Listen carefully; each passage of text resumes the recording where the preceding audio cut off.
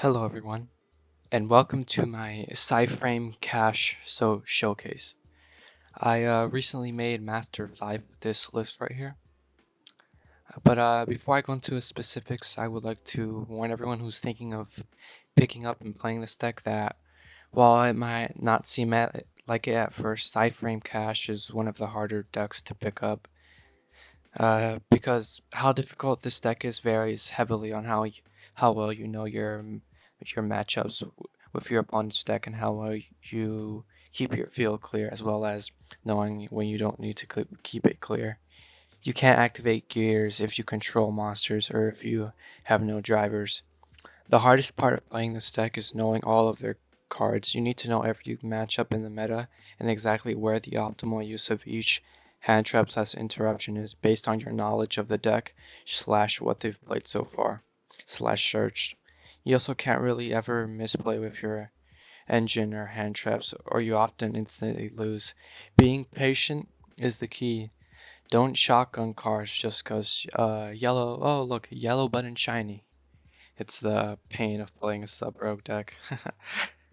um, you also need to know like when to time your cash disruption effects correctly, like Fenrir and Unicorn and such.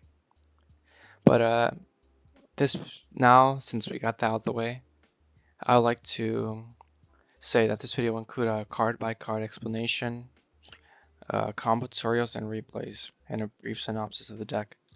But first, I would like to give my deepest gratitude to Japo, one of the mods on the Psy-Frame server, for giving me this information to make this list. Without them, my claim would have been impossible. And now to the synopsis of the deck. Now, Psy-Frame Cash, at its core, is a combo / control deck that does negating everything you can and in general, disrupting your opponent's plays while synchro summoning on your opponent's turn, and disrupting your opponent's plays with the synchros. With the Psy-Frames, while cash cards help insulate Psy-Frame plays and help you survive multiple turns to generate a ton of advantage with the cash and Psy-Frame cards.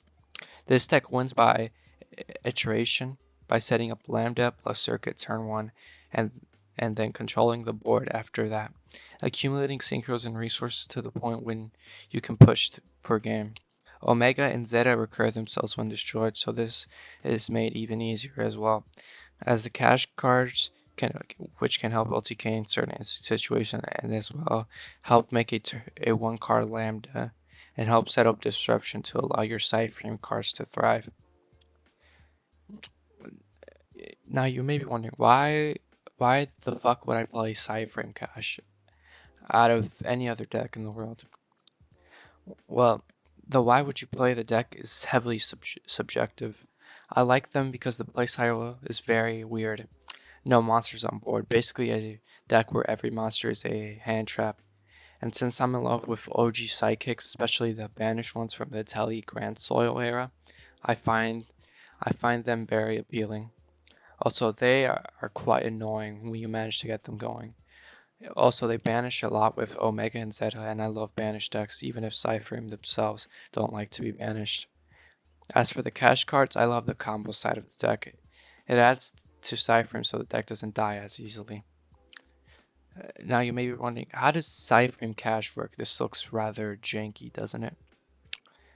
Well, the basic Psy-Frame setup involves using an engine, usually Cyber's gadget, which I'm not running here, which I will get to that why later, to make Lambda in the first turn, and having a way to access Psy-Frame circuit during the turn in the opponent's turn with things like Metaverse / demise of the land. Plus, Psy-Frames in hand, usually the best ones are Alpha and Gamma. When the opponent does literally anything that can trigger them, more or less activate them to negate the activation, destroy the card, or search a Psy-Frame card, and in case of Alpha, and then make a synchro, usually can go into Omega and Zeta first to banish yourselves and trigger Lambda, so you can search a Psy-Frame card during the end phase. But other good options are Draco Berserker of the Tenyi, Burlord Savage Dragon if you have links in the graveyard, Cyber's Quantum Dragon if you have to protect Lambda, or Black Rose Dragon as your last resort. The cash cards help make a Lambda off multiple one card combos. And as I said above, the cash cards help insulate Psy-Frame players as well as the other way around. The Psy-Frame cards help the cash cards not to fold to interruption easily. But in general, the cash cards help the deck actually do disruptive plays that your opponent has to play around on top of the Psy-Frame cards. Now we're getting on to the card by card. First, I'm going to explain the Psy-Frame monsters. Now with Alpha. This card searches a Psy-Frame card and summons in response to an opponent's normal or special summon. You're running 3 of this card. This card can search out any archetypal card, which is extremely useful. Whether you need to grab a circuit to apply pressure, an overload to add extra control, or a multi-threat to protect your field, it's very versatile. Also, you can use this to summon Black Rose Dragon on your opponent's turn if you have circuit up for a quick play field wipe. Now onto Psy-Frame Delta. This card negates a spell, card activation and destroys it, then summons itself. You want to run 3 of this card. You also want to see this card as much as possible as well, since many decks runs key spells that you can negate. For example, like let's just say like the top of my head, like Grass Look Screener and Zodiac Barrage. Like Delta, it's a level 2 that can go into Omega as well. Now Psy-Frame at Epsilon. I'm not running here. It negates a trap activation and destroys it, then summons.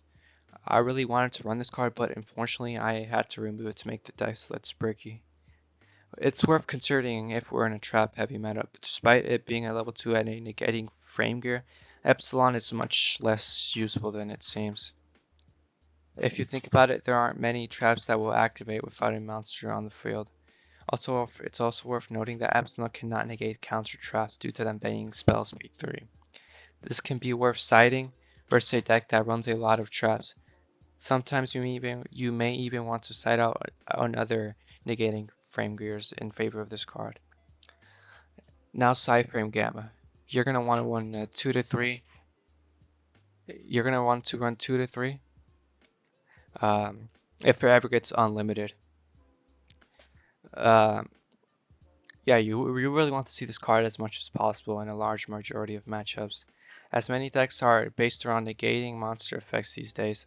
Besides that, the bread and butter of your deck is negating and controlling the opponent's actions, which this card excels at.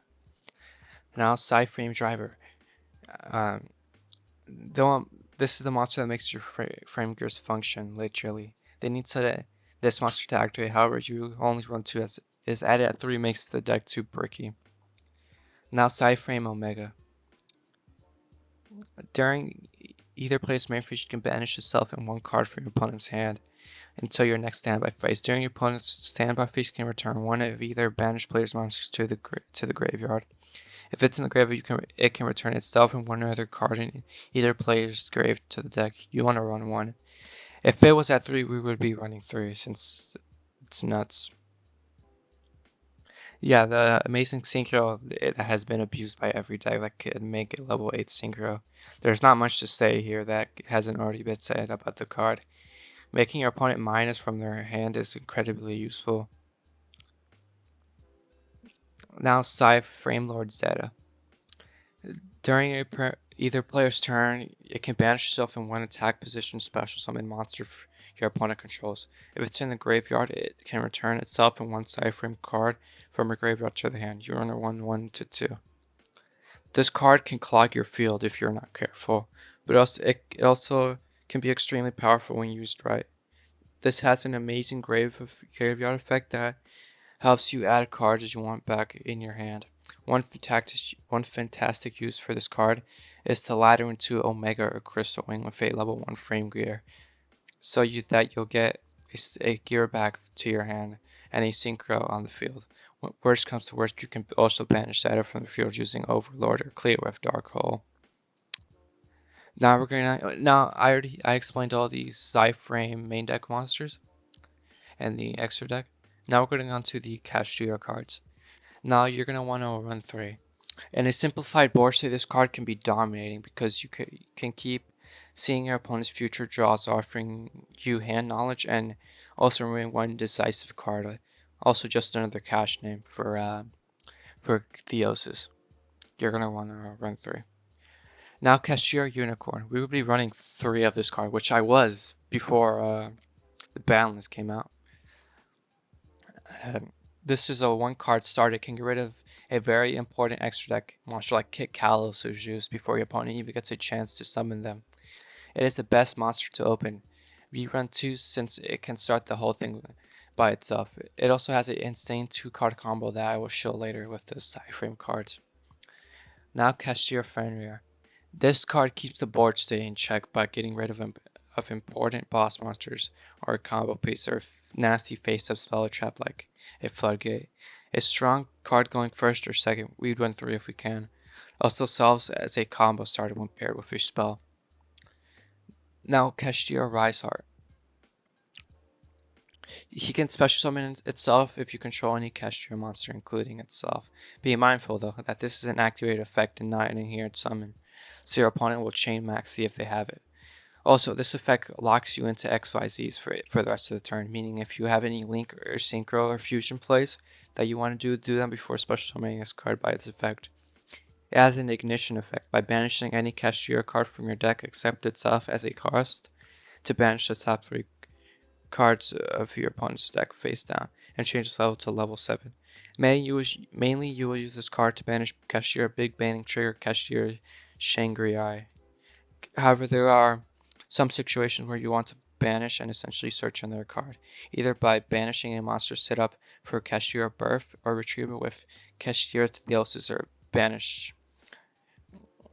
But yeah, and the banish being a cost and non-effect means it can be negated with cards like Effect Veiler or Infinite Impermanence. So only the banish 3 and a change its level 7 would be negated. While it can be safe to run it 2, it doesn't hurt to run 3 since we are playing the spells at 3 mainly, meaning we can always end on something. Now, that's pretty much all the main deck Kashtira monsters. Now the hand traps. This Maxi, Ash, and Shifter. These are just necessary hand traps for the format. Maxi's nuts. Now, Dynamorphia Theoriza. This is my normal summon engine that I chose to run. It's because just Rex is an insane card. This can win you games on the spot. Now we're getting on to the spells and traps. Now Psy-Frame Circuit. Psy-Frame Circuit performs a synchro summon when possible and you resolve a frame gear effect or otherwise summon a Psy-Frame monster. This can also boost a Psy-Frame monster attack battle by discarding a Psy-Frame monster. You can run 2 or 3, I prefer 3. This card is fantastic for applying pressure, as any frame gear you summon will turn into a synchro. You can usually remove from the field right after. However, note that this card isn't likely 100% necessary to have on your field at all times, as most of your synchro summon will likely come from other cards. If someone devotes everything to removing this card, be grateful as you can still play the game. Now, Kashtira Theosis. It allows you to summon any cash from the deck in defense position with a different attribute than the one you targeted. Also, it locks you into XYZs when banished. It also allows you to add 1 banished card back to your hand by banishing it with a Rise whenever it activates. You can continuously add back your banished cards and a Rise are attached again. In order to trigger it next turn, you only want this card at 3. Now, Kashtira Birth. It's an insanely powerful card with 3 effects. It can special summon non-XYZ Kashtira monster that is banished during your graveyard. Normal summon a Kashtira without tributing, and it has a triggered effect, which when your opponent activates a spell card or effect that while you control a Kashtira monster, you can target and banish 3 cards from their graveyard face down. This is insanely powerful against any graveyard deck. This card is your enabler. It can normal summon a level 7 without tributing or to play around max C if you're already under it, and normal summon level 7 instead of specializing it. And it offers constant recursion or extending by summoning from your graveyard such banished Kashtiras.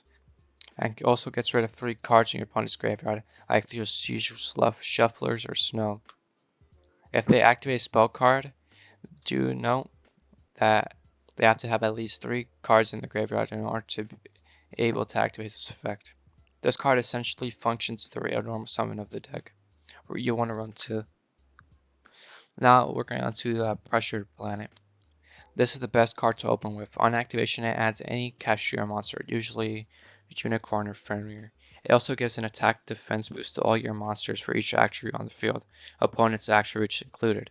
And whenever Shangri-I activates effect, you can target one card and destroy it, including your cards. You can use that effect on turn 1 to target Shangri-I itself and protect Shangri-I using its effect by detaching, netting you a target for birth or for a hybrid in hand or both. Banish it with the hybrid first and summon it off birth. Run it. Would run 3 if unlimited. Now, Kashtira Preparations. This card's second effect is its stronger effect, offering you hand knowledge and hand looping for one is in a similar faction to Smoke Grenade of the Thief. This card has interesting synergies with Dimension Shifter, Dark Armed, the Dragon of Annihilation, or an opponent's called by the grave, or of course Kashtira Risar, ensuring you always have a Kashtira monster that is banished or in the graveyard to special summon. You want to run one since Ogre can search it. Now Kashtira Big Bang. This is our Garnet. Its trap effect works a bit similar to Evenly Matched, but on monsters only, making it so each player keeps one monster, which isn't too bad, especially if the one you are keeping is a Rise Heart. However, the main way we will use this card is by banishing it from the deck with Rise Heart. In order to summon or add one of the materials under Shangri-I, you want to run one. Just part of Prosperity, this is pretty self-explanatory, just makes the deck more consistent. Small World, this can bridge you to multiple of your Kashtira starters, your Psy-Frame cards. This can even get you max C in some situations. It's just a good card for the deck overall. I will link a Small World website so you can look at all the bridges for the deck there. Now the extra deck. The Dynamorphia cards. Rex is your usual target. You're going to summon off Frenzy. But sometimes Stealth can also be used to close off games. Berserker, just you can get off circuit with the Psy-Frame cards, same as these two. A Rise Heart, you're going to want to end on this usually, just a good card. Dark Drawn, this can destroy multiple cards on your turn. This is a great card. It can take control of your opponent's monster, just good card overall. Noir, this can help close off games. Yeah, just, you guys know what Noir does. Shangri-I, this is part of the main combo. Just a pretty good card. And Lambda just makes your Psy-Frame cards more useful. And Donner, this can help pop stuff on your opponent's side of the field. It's pretty useful. Now, since I already explained everything, we're going to get on to the combo tutorials, the replays of the deck. I hope everything I said was concise. Now this is the 2-card combo, Unicorn plus any Kashtira monster. This also works with Fenrir with Birth in hand, or a Fenrir with Rise Heart, or Birth with 2 other Kashtira monsters. So as you see here, Unicorn and any other Kashtira monster gets you Lambda for your Psy-Frame monsters in hand. Unicorn, or this can be a Fenrir, depending on what other Kashtira monster you get in your hand. And Preparations. If you get Rise Heart or any other Kashtira monster, I only showed off the 2-card combo, but with other Kashtira cards you can end like on Rise Heart and Shangri-I. So this will be pretty useful Preparations. And this can help with Graveyard, you can special them back. You summon your Kashtira monsters, just pretty useful overall. So yeah, this is the 2-card combo. Hello everyone, and welcome to the other replay. Here I didn't use Max C. I probably should have negated the unexpected die with my Delta, because I just lost. I did not know this guy was playing fucking Evil Swarms. Now I can't summon my Kashtira monsters. Yeah, I probably should have negated the unexpected die. I didn't think it would have been much of an issue. I wasn't expecting evil swarms. So yeah, I thought just include a lost. I don't want to bullshit you guys. This is what the deck struggles against, like the cards like these. If he didn't have Ophion, we would have won. But yeah, I made a mistake. I should have probably negated that. He also used Max C. That's why I didn't want to use it. I didn't want to give him a free draw. So yeah, that was my mistake. I probably should have negated that.